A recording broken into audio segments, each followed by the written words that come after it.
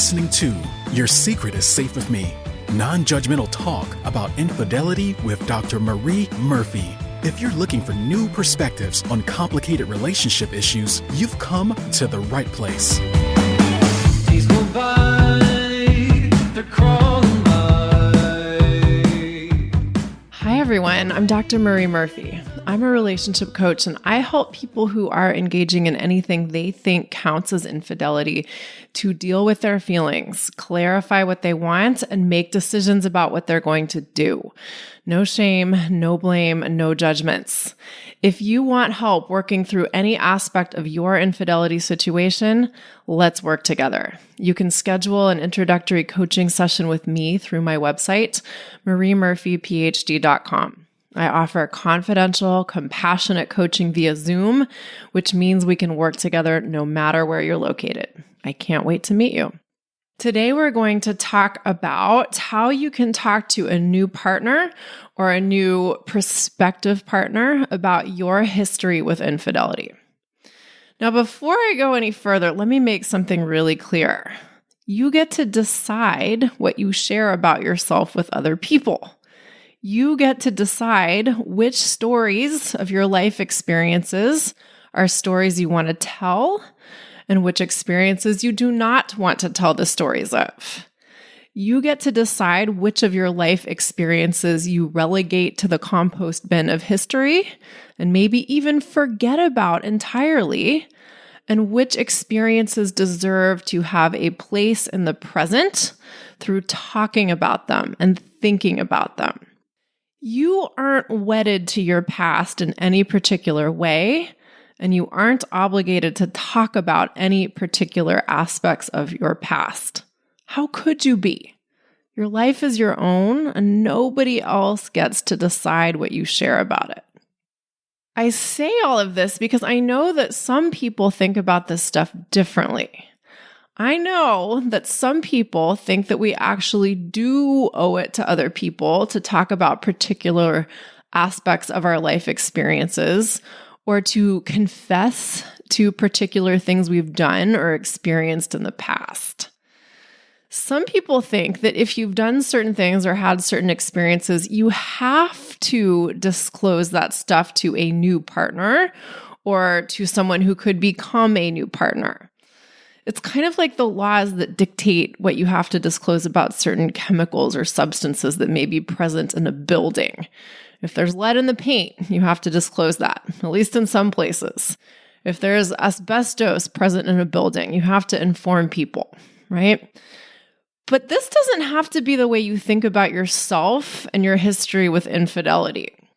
You don't have to think that you're obligated to talk about your experiences with infidelity, and you certainly don't have to behave as if you are.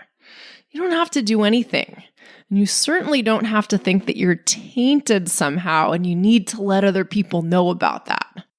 So instead of thinking about what you might have to share about your experiences with infidelity, it may be much more useful to ask yourself what you want to share about yourself with others. Because many people do want to share stories of their life experiences with people they care about. And of course, more specifically for today's purposes, if you're dating or if you're getting into a new relationship or if you're getting to know people who you think might turn into romantic partners, you might want to hear about their romantic histories. And you might want to share some elements of your own romantic history with them, right? And if your romantic history includes a lot of infidelity or an infidelity situation that you consider pretty significant, you might want to share that with new people you meet for any number of reasons that you consider good. And you may be wondering how to talk about those experiences.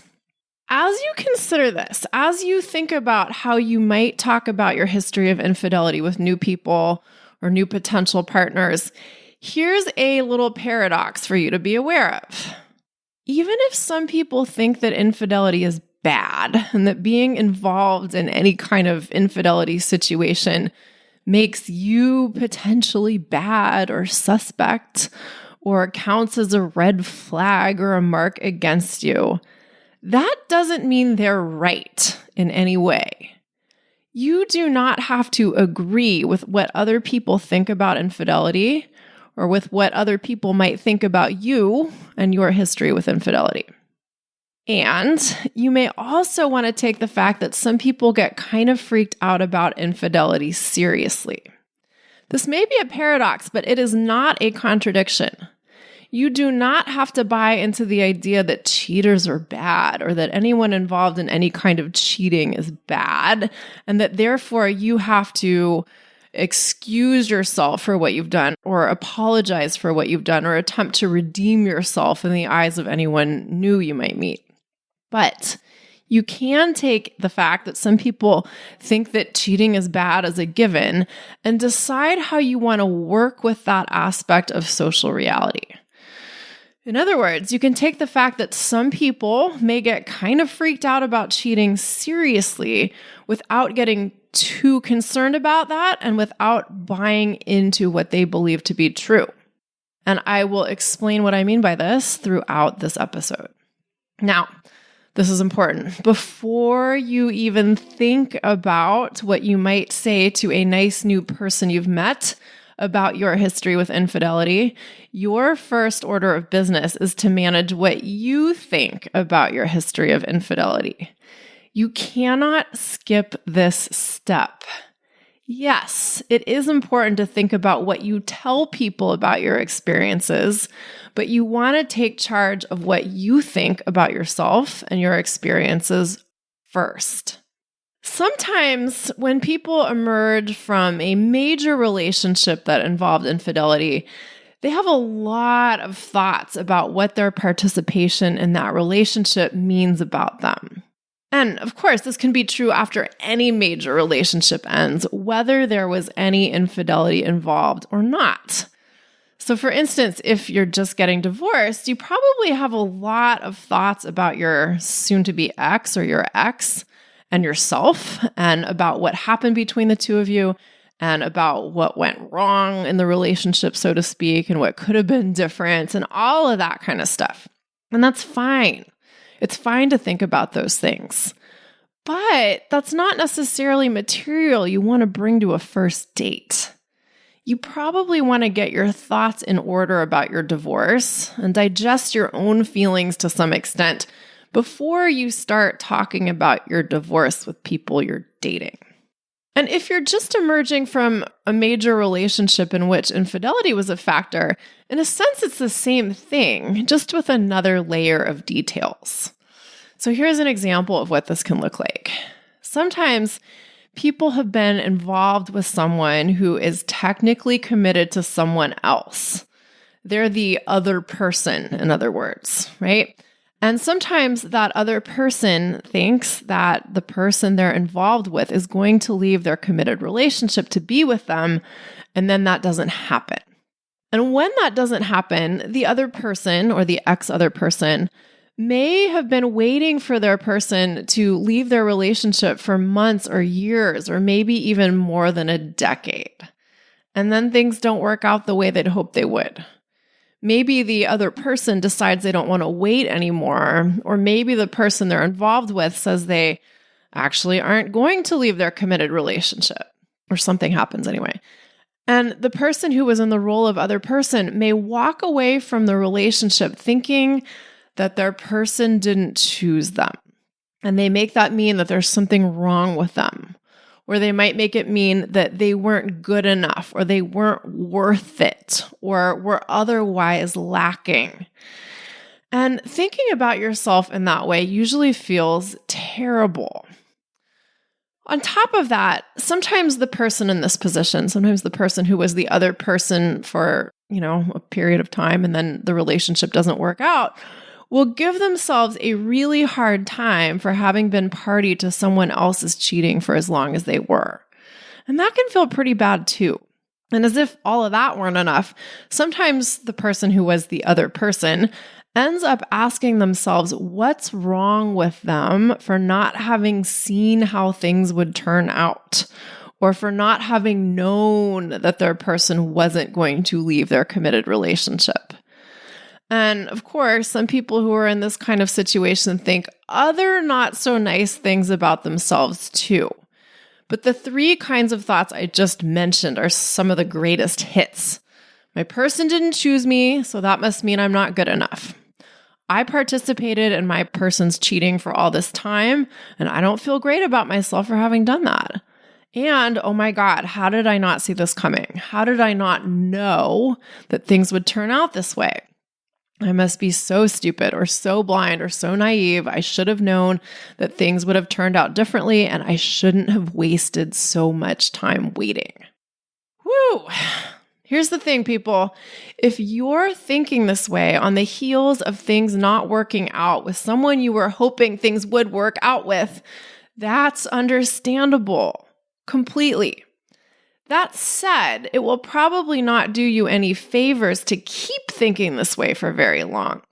At some point, you will probably want to consciously take charge of what the end of your relationship means to you and means about you. And this may be something that you need help with. And if you do, there is nothing wrong with that. That's what all of the wonderful relationship coaches of this world are here for. To help you consciously take charge of the meaning you give to a relationship ending. And of course, I am one such source of help if you want to work through the end of a relationship in which you were the other person. The most general reason why it's so valuable to consciously decide what you want to make the relationship that has ended mean is so that you can feel better about yourself sooner rather than later, so that you can be more of the human you want to be in the world. That's important and worthwhile in so many ways. But specifically for today's purposes, the more specific point is that you probably do not want to head into your next relationship thinking that there's something wrong with you, or that you weren't good enough for your last partner, and that you did something really bad for a long time, and that you should have been able to see the whole thing coming anyway. You should have known how the whole thing was going to end, right? So the question is, how can you reframe your experience in your own thinking in a way that allows you to see your experience as something other than an awful indication that you're horribly flawed? I'm not suggesting that you need to look back on your experience of being the other person and say, yep, that was totally great. I can't wait to do something like that all over again. Where do I sign up? And I'm not suggesting that you can or should try to make cookies out of shit. I'm not suggesting you want to pretend that what happened was fine with you if it wasn't. Rather, I am suggesting that in addition to recognizing whatever you didn't like about your experience of being the other person, you can also view what happened as part of the richness and strangeness of the human experience. And you can focus on what you learned from what happened or what was great about what happened. And you can focus on letting the experiences you had inform your vision for the future. So let's say you were involved with a married person for 7 years. You were the other person for 7 years. And for most of that time, the married person you were involved with told you that they were going to leave their spouse so they could be with you. But then that didn't happen. Maybe they made it clear that they were never going to leave their spouse, and they did it in a way that you really didn't like. And maybe you feel like shit about how the whole thing went down. Here's the thing. No matter what happened, you get to decide what you think about it. You get to determine your narrative of the events. You could tell yourself that you were an idiot for waiting around for so long and you shouldn't have been so stupid. And the fact that you were willing to put yourself in the pathetic position that you did is obviously evidence that you have commitment issues and attachment issues and availability issues and mommy and daddy issues and will never be able to have a normal relationship ever in your life. I know I'm getting into a little bit of hyperbole here, but that's exactly the point. It's really easy to go there. We can so easily take ourselves into that territory. But we don't have to go there. And if we do go there, we don't have to stay there. There are other stories you could tell yourself about your relationship with the married person that could be equally, if not more, true. For instance, it might be true that you got to spend time over the course of 7 years with an amazing human with whom you shared an incredible connection. It might also be true that you made the best decisions about the relationship that you could at the points in time when you made those decisions. It may also be true that you wouldn't want to do some of the things you did in that relationship over again. You may have a clear sense of what you don't want and what you do want in a future relationship. And it might be true that you're so glad to have that clarity. Now, both of the narratives I just shared with you could apply to the same factual scenario. Both of those versions of that story could apply to the same events, right? There are always lots of different ways we can describe any situation or any turn of events, and our power lies in telling ourselves a story that helps us move forward in the way that we want to move forward and helps us live the way we want to live. And if what you want is to feel good about yourself and be open to new relationships, something along the lines of the second story I just told you might serve you a lot better than something along the lines of the first way of telling the story of what happened.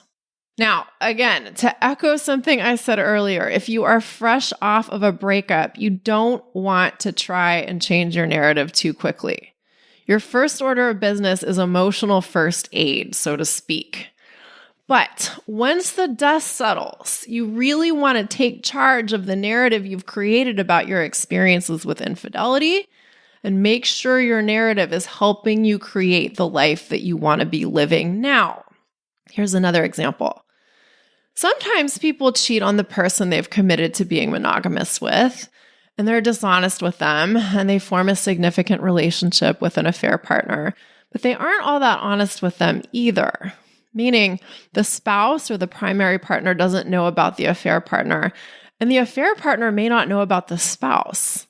And the person who's doing the cheating may not feel great about what they're doing, and they may want to stop what they're doing, but they just don't know what to do about the situation they've created. And so they keep going with it for a while because they just don't know what else to do. And then something happens. Some weird thing happens, and all of a sudden their double life is exposed, and both the spouse and the affair partner find out about what they've been up to, and both parties say something to the effect of, "Screw you, I'm out of here." Getting busted for cheating by one person you care about is an experience that some people find rather unsettling. Getting busted for cheating by two people you care about at the very same time is an experience that some people find excruciatingly painful. There may be sadness associated with the loss of two uniquely important relationships. There may be shame associated with having been dramatically exposed as a cheater. There may also be guilt about having treated people they care about in a way they don't feel great about. And there may be remorse for not having had the capacity to do things differently. And there may be a sense of deep bewilderment that can come from thinking, oh my God, how did I get here? How did I allow myself to fuck things up this badly? Here too, if you suddenly find yourself in this kind of a situation, the point is not to instantly come up with a way of thinking about your situation that you feel awesome about. Rather, the point is to start to think about yourself and your actions in a way that is useful to you as you move forward in your life. First, let the dust settle and do some emotional first aid. And then start to think intentionally about what happened and what you want to make it all mean for you. Here are several general questions you may want to ask yourself if your infidelity situation has recently ended and you're at the point where you're ready to intentionally reframe your experience in a way that allows you to move forward. What did I learn from this whole experience about what being a human is all about? What did I learn from this experience that I really needed to learn for the sake of my evolution and growth as a human? What did I learn from this experience that I might not have been able to learn any other way? I think that last question is such an important one. Infidelity situations can be such great teachers if we let them be.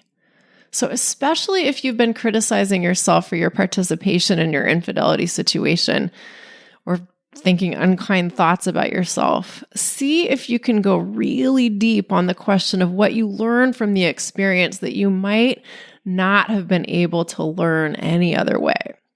Another powerful question you can ask yourself is, if the universe is kind, what part of this is good? This is an especially good question to consider if you think your situation was this awful thing that happened to you and should not have happened to you. Here's the deal. You are totally allowed to not like what happened. That's fair enough. You're allowed to not like other people's behavior, and you're allowed to not like your own behavior. But if we look closely, we can usually see that we get benefits from even our so-called worst experiences. If we live in a benevolent universe that really only wants the best for us, even if what's best for us isn't what we want all the time, what part of your experience was good for you? Or put differently, what good can you draw from your experience? Now, more specifically, what have you learned about what you want in your love life / sex life / romantic life as a result of your infidelity situation? I'm willing to bet that your situation helps you see that there are some things you really want in that area of your life or those areas of your life, and helped you see that there are some things you don't ever want to participate in again, right? Get clear on what those things are. Okay, those are the kinds of questions I want you to consider yourself before you even start to think about what you want to tell a new partner or a prospective partner about your infidelity history. If you're having a hard time thinking about your infidelity experiences in a way that you feel okay about, let's talk. You may be able to do this quite well on your own, but you might want some help doing this, and that's exactly what I'm here for. Now, assuming you feel reasonably good about the way you are thinking about your history with infidelity, it's then time to start thinking about how you might want to communicate about it with others. What you say about your history with infidelity, when you say it, and how you say it will, of course, depend on your goals and preferences. For instance, if your goal or preference is to meet new people and have a lot of fun with them without getting committed to anyone or anything, that's very different from having a goal of meeting someone who you want to get into a serious relationship with, if the conditions are right for that. If you're interested in meeting people and having a good time and you have no intentions of starting up an ongoing relationship with anyone, you may not need to talk about your history with infidelity. And by need to, when I just said that, what I mean is you may not have any good reason to bring it up. You may not have any reason that you like for getting into all that. On the other hand, though, if you're meeting new people with the intention of getting to know them better, or with the hope that you might form a lasting connection with a special someone or someones, you might want to let them in on some of the details of your experiences with infidelity.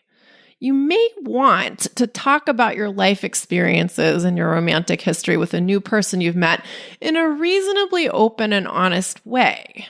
You may want to tell the truth or some parts of the truth about your experiences with infidelity simply because they are part of what you have experienced in life, and you want anyone you might become seriously involved with to know about significant experiences in your life. You might also want to tell a new partner about your experiences with infidelity because it might be pretty hard to be fully honest with them about other details about your life if you aren't. So, for example, if you just got divorced because your spouse found out you were cheating on them, that might be a detail that becomes hard to avoid disclosing at some point. For instance, if your spouse is very angry and likes to bring up the fact that you cheated on them anytime they have an opportunity to do so, that could affect this new person you're getting to know at some point. Or if you were in a relationship with someone who was committed to someone else for 7 years or for any chunk of time that you consider substantial, you might want to speak honestly about your romantic life during that time frame, right? you might want to talk about that chunk of your history in a transparent way. And you might want to be upfront about this stuff as soon as the subjects come up so that you don't find yourself in the position of later potentially wanting to go back and say, when we talked about this the first time, I actually omitted some important details when I told you about how my last relationship ended.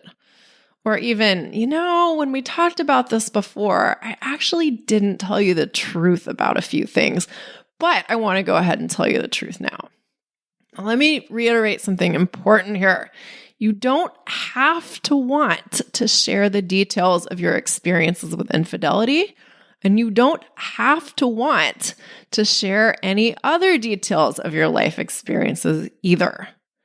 People have different preferences when it comes to sharing things from their past, and different preferences when it comes to hearing things about their partner's past. Some people want others to know every single thing about them, and some people would prefer to let the past stay where it is completely. And you get to choose what's right for you in this regard. So how do you talk about your experiences with infidelity with someone new if you do indeed want to do that?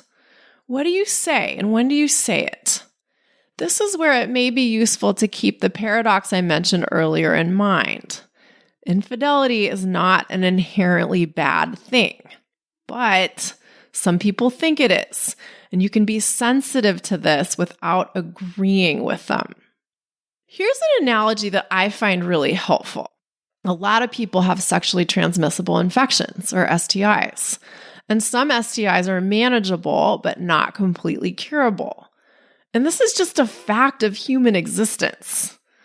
Some people have STIs. Some of those STIs are not curable. That's just a non-negotiable fact. STIs just exist. People who have them just exist. Those are facts, and those facts are neutral until we give them meaning. Now, some people think that STIs are gross and scary, and they think that anyone who has or has had an STI is gross and scary. But some people don't think that. Some people think that STIs are just a part of the biological world, and they're a thing that humans have to deal with sometimes. If you are a person who has an incurable STI, you may want to put yourself in situations where you have to deal with other people's thoughts about STIs and people who have them. And by that, I mean, you may want to date people. You may want to have sexual relationships with people. You may want your body to do things with other people's bodies that could result in the transmission of your sexually transmissible infection. And you may want to be upfront with people you meet about this possibility, and you may want to attempt to prevent the transmission of your STI to others. And these are all great things to want to do, in my opinion. But here's the thing. If you're going to do these things, you are bound to come up against other people's opinions about STIs, and you don't know in advance what those opinions are going to be. They might be neutral or positive, and they might be quite negative. For the sake of having an example, let's say you have herpes, and let's say you've got it pretty well managed, but you do have flare-ups a couple of times a year fairly predictably. And let's also say that you have actively managed your thinking about having herpes, and you feel great about having herpes. Your thoughts about yourself are basically, I am awesome, and I happen to have herpes, and I just deal with that as part of my life, and it's totally okay. If you're thinking this way, you're probably not going to be so nervous about telling some hot person that you're on a first date with that you have herpes that you just blurt it out before they've even ordered their drink. You're probably not going into situations with new people and saying, hi, I'm Pat, or hi, I'm Jean, or hi, I'm Jupiter, and by the way, I have herpes, and I just wanted to make sure that we got that out of the way. Feel free to bolt now. No. If you're confident that you're awesome and the herpes thing is just a detail to be dealt with, you probably want to have a great time on your first date with the hot new person you've just met. You probably just want to enjoy them and let them enjoy you. And you probably want to make sure that you like them enough to bother with disclosing something that they might have a weird reaction to. They might not have a weird reaction to you telling them that you have herpes, and that is very important to emphasize. But they might, and you might not want to deal with that possibility unless you're sure they're worth the trouble. Not that telling someone you have herpes has to be considered trouble, but there are some things that we don't want to share with just anyone. Some things we only want to share with people we think are special enough to hear them. So, if you're confident that you're awesome and that herpes is just one minor detail about you that can be dealt with appropriately but isn't a big deal, here's how you might tell someone you have herpes. Maybe it's your second date, and maybe you're sure you like the person you're on a date with and you think they like you too. At some point during your amazing second date conversation, you might say something like, "Hey, I'm having an awesome time getting to know you. And this might be kind of forward of me, but I'm hoping that we might kiss at some point. And actually, I'm even hoping that we might do more than kiss at some point. And I just wanted to let you know that I have herpes, and that's a thing we'll have to navigate, but I'm totally on top of what I need to do to keep you safe. I just wanted to let you know about this in a really proactive way for the sake of creating open communication. And I'd be happy to talk about this as much or as little as you'd like to right now. And by the way, I think you're really hot." Now, obviously, you can adjust any part of this in any way that you like. If you're on a first date and it's going really well, you might want to speed things up a little bit and say something like this sooner. And if getting naked with this nice person you've just met is the furthest thing from your mind on your second date, by all means, wait for a more appropriate time. But by doing something like what I just suggested, or saying something along the lines of what I just suggested, you're accomplishing a few things. One, you are confidently telling someone that you like them, and you're making it clear that you can communicate directly and effectively about things that some people might find hard to talk about. And you're indicating that you have their interests and safety at mind. And you're indicating that you take responsibility for your health and for other people's health. And you're setting the tone for talking openly. These are all things that some people will find very attractive. And perhaps more importantly, by doing these things, you may be engaging in this new relationship or potential new relationship in a way that you feel really good about. And that's awesome. What might this look like for you telling someone you've just met that your last relationship involved what you consider to be some pretty significant elements of infidelity? Well, you probably don't need to announce to someone that you've just met that the reason why you got divorced was because you had a years-long affair with your spouse's best friend before you even actually meet them in person. Let's say you meet a new person through an app or you were set up by a mutual friend and you haven't gone out yet, you haven't gone on a date yet, but you have plans to meet up. You know you like what you've seen so far of this person, but that's really all you know at this point.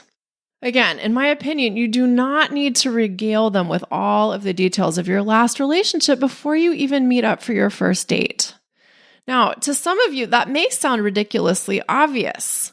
I know some of you are thinking, who in their right mind would do that? Well, here's the thing. For better or worse, sometimes people think they need to confess all of their supposed flaws as early as possible in a relationship or before a potential relationship even has the chance to form. And this may be done in the spirit of being honest and forthcoming, which can seem like a really well-intended thing to do. But, this may also be done out of a fear of being rejected. Sometimes when we're afraid someone might not like us, we try to give them all of the possible reasons why they might not like us up front. So if they're going to reject us, we can get that experience over with as quickly as possible. But ironically, This way of dealing with our fear of being rejected may lead to people rejecting us. In general, people go on dates with people because they find them attractive or interesting or intriguing. So do yourself a favor and allow yourself to be those things instead of leading with your disclaimers. If you get to know someone, you will learn all about their glorious humanity soon enough, and they'll learn all about yours. And that's beautiful. But give yourself and the new person you're meeting a chance to decide if you like each other before you do anything else. That said, if you do decide that you like this new person you've met and you decide that you hope they like you too, you get to make some decisions about what you're going to tell them and when. Let's say you have an infidelity situation in your recent past that it's pretty hard to avoid talking about without either lying about major details of your life or avoiding talking about major details of your life. So like, for instance, let's say you were having an affair with your married boss and your boss's spouse found out about what was going on and they contacted HR at your organization and a rather dramatic chain of events ensued. And let's say you're currently job hunting as a result of what happened. In order for you to talk about what's going on in your life right now, you might need to talk about a little bit, the infidelity aspects of what happened if you're going to avoid major omissions of the truth or outright lies. If you're getting to know someone and they say, "Where do you work?" and you say, "I'm between jobs right now," and they ask you why you're between jobs or what happened with your last job, you might not want to be misleading. But still, that doesn't mean that you have to announce all of the details right away. On your first date, or even your first few dates, you might be able to talk about all kinds of other things without getting so close to these topics that you might not want to get into. But if you like someone and you want to get closer to them, it may behoove you to tell more of the truth sooner rather than later. More doesn't have to mean all. But it might mean that you say to someone, "Hey, listen, I want to tell you a little bit about why I'm in between jobs. And it's a bit of a story, but I'm filling you in on these details because I want to be transparent with you. And if we keep on getting to know each other, you might look back later and think that it was weird that I didn't tell you this sooner." And then you can tell them about your experiences with infidelity in a way that you feel good about. You can give them the amount of detail that you think is right for you and your situation. It's entirely possible that for you, mentioning your experiences with infidelity to someone you're dating is no big deal. You may feel fine about talking about your experiences. But sometimes we're afraid that if we tell someone new that we've cheated or we're engaging in infidelity in some way or another, they're going to run for the hills. So mentioning that we have a history with infidelity can seem like a really daunting thing. And this is why it is so very important for you to organize your thinking about what your infidelity experiences mean to you and for you and about you before you try to figure out what you're going to say about them to anyone else. If you have not sorted through what your experiences meant to you and mean about you and have not begun to intentionally think about them in a way that you feel good about, there is a decent chance that you will say some weird shit about your infidelity experiences to other people. And by say some weird shit, I mean you may treat conversations with dates like therapy sessions. You may end up unloading a bunch of undigested stuff onto your new prospective partner they don't really want to hear about. Or you may seek their validation or approval. If you're afraid that your history with infidelity makes you undesirable or radioactive, you may consciously or unconsciously attempt to get your new love interest to prove you wrong. And that's probably not an agenda you want to bring to a new relationship or a potential new relationship. And of course, another option is that you may try to prevent any discussion of your infidelity experiences and shut down a lot more than you actually want to. So with all of that said, I do have a few specific recommendations for things you consider including when you tell your new person about your experiences with infidelity. Number 1, share some details about your experiences, but keep it succinct. If you and the new person get to know each other better, there may be a time and place to delve deeper into the whole thing with them. You may get to a point with your new person where you share all of the details of every experience of your entire life. And if you do, that's wonderful. But when you're just getting to know someone, there probably isn't much to be gained by oversharing. Number 2, be transparent about what your experiences with infidelity mean to you now and about what you want in your life at this point. If you're currently unsure of what you want in terms of a future relationship, you can be clear about that. If you're like, gosh, I don't really know how I feel about monogamy at this point. Like, I'm not really sure. Maybe I will cheat again.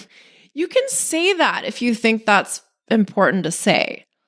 On the other hand, if you know that you're committed to doing things differently than you did in the past, you can say that too, and you can specify what's different for you now.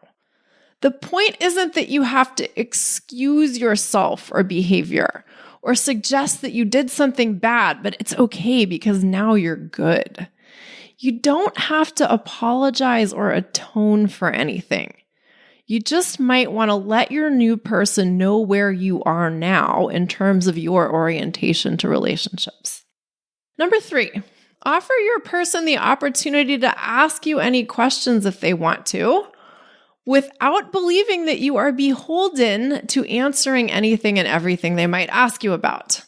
If you tell someone that you're happy to answer questions, and then they start asking you questions you don't want to answer, or they ask you so many questions that you just want to be done, you get to decide when you're done taking questions. The point here is not that you owe anyone any answers.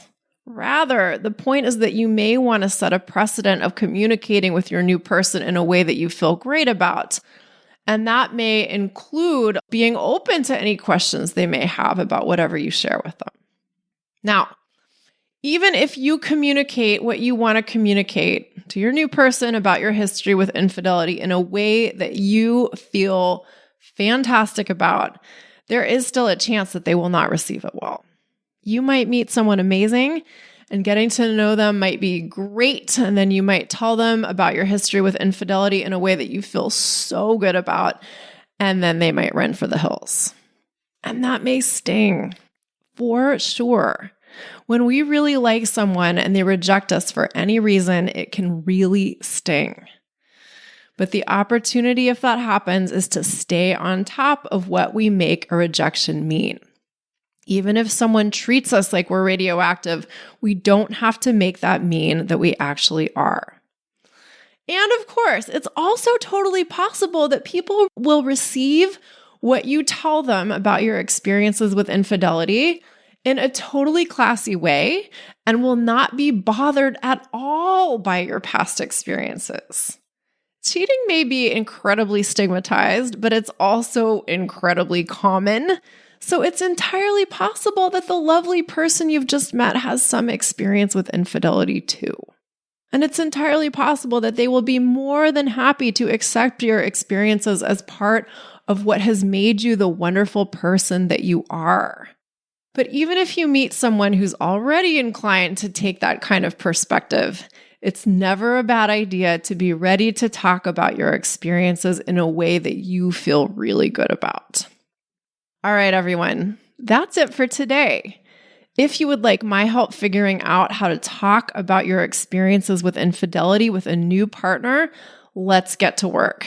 You can schedule an introductory coaching session with me through my website, mariemurphyphd.com. You can also learn about the current coaching packages I offer, as well as my current pricing through the services page of my website. It is one thing to hear me talk on the podcast, and it's another thing entirely to have me as your coach and to have me help you work through the specifics of your infidelity situation. So when you're ready for change and you want to make changes efficiently, investing in coaching can be the best investment you ever make. All right. Thank you all so much for listening. Have an awesome week. Bye for now. Thanks for listening to Your Secret is Safe with Me with Dr. Marie Murphy. Make sure to click subscribe to get updates on our latest episodes.